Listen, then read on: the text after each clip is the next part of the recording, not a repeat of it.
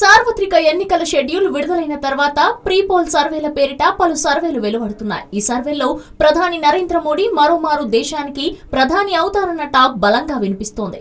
6 నెలలుగా వివిధ సంస్థలు వెలువరించిన సర్వేల్లో మోడీ హవా తగ్గిన బీజేపీ నేతృత్వంలోని ఎన్డీఏనే అధికారంలోకి వస్తుందన్న వాదన వినిపించిన ఎన్నికల షెడ్యూల్ విడుదలైన తర్వాత ఈ వాదనకు మరింత బలం చేకూరింది. ఇందుకు దోహదం చేసిన కారణాల్లో పుల్వామా ఉగ్రదాడి నేపథ్యంలో పాక్ భూభాగంలోని ఉగ్ర శిబిరాలపై భారత వాయుసేన చేసిన సర్జికల్ స్ట్రైక్స్ మోడీ మానియాను అమాంతంగా పెంచేశాయని తాజాగా వచ్చిన సర్వే వెల్లడించింది. మళ్లీ మోడీని అంటూ టైమ్స్ నౌ సంస్థ విడుదల చేసిన ప్రీ పోల్ సర్వే తేల్చి చెప్పింది. టైమ్స్ నౌ VMR పోల్ సర్వేలో ఈ విషయం వెల్లడైంది. సర్జికల్ స్ట్రైక్స్ మోడీ హవాను ఎంతగా పెంచాయన్న విషయాన్ని కూడా చెప్పేసిన ఈ సర్వే ఆ పెరిగిన శాతాన్ని 7గా నిర్ధారించేసింది. ఫిబ్రవరి 5వ తేదీ నుంచి 21వ తేదీ మధ్య ఈ సర్వే నిర్వహించగా మోడీ బెటర్ అని 52% మంది చెప్పగా రాహుల్ గాంధీకి 27% మంది మాత్రమే ఓటేశారు. ఇతర ప్రాంతీయ పార్టీలకు కేవలం 7.3% ఓట్లు మాత్రమే పడ్డాయి. అంతకుముందు జనవరిలో మోడీకి 44.4% ఓట్లు,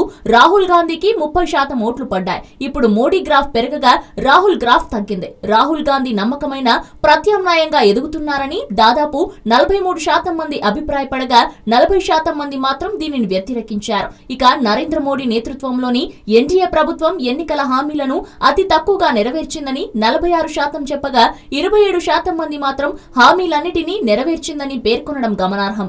ఉద్యోగ కల్పనే అతిపెద్ద ఎన్నికల అంశంగా 40% మంది చెప్పగా 17.7% మంది మాత్రం వ్యవసాయమని, 14% మంది రామమందిర నిర్మాణమని అభిప్రాయపడ్డారు. ఆదాయ పన్ను పరిమితి పెంపు అంశంపై ప్రశ్నించగా బాగుందని 33%, కాస్త ఆలస్యమైందని 29.9% మంది, ఎన్నికల స్టంటేనని 24.1% మంది చెప్పారు. పీఎం కిసాన్ సమ్మాన్ నుంచి పెద్దగా ఉపయోగం లేదని 30% మంది అభిప్రాయపడగా రైతులకు ఎంతో మేలు అని, బాగుందని 56% మంది అభిప్రాయపడ్డారు. మొత్తం మీద కేంద్రంలో మరోసారి మోడీదే అధికారమని సర్వే తేల్చి చెప్పింది. హలో, మిమ్మల్నే యోయో టీవీ యాప్ డౌన్లోడ్ చేసుకున్నారా?